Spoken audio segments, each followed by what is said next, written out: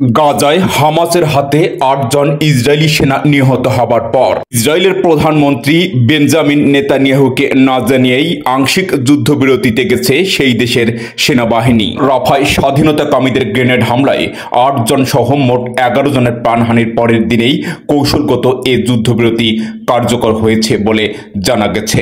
তবে উল্লেখিত এলাকা ছাড়া গাজায় অন্যান্য এলাকায় যুদ্ধ চলবে বলে জানিয়েছেন আইডিএফ। আংশিক যুদ্ধবিরতির এই সিদ্ধান্তকে স্বাগত জানিয়ে জাতিসংঘ বলছে, এর মধ্য দিয়ে যেন গাজায় নির্বিঘ্নে পর্যাপ্ত পরিমাণে ত্রাণ সরবরাহ নিশ্চিত করা হয়। ওদিকে ইসরায়েলের প্রধানমন্ত্রী বেঞ্জামিন নেতানিয়াহুর দাবি, তিনি সেনাবাহিনীর এ পদক্ষেপের কথা জানতেন না। সিদ্ধান্তকে অগ্রহণযোগ্য বলে উল্লেখ করেছেন তিনি। তবে সেনাবাহিনীর দাবি, নেতানিয়াহুকে আগের ভাগেই অবহিত করা হয়েছিল। সেনাবাহিনীর এই সিদ্ধান্তের তীব্র বিরোধিতা জানাচ্ছেন দেশটির নিরাপত্তা বিষয়ক মন্ত্রী কঠোর ডানপন্থী ইতামার বেন গেভিরও।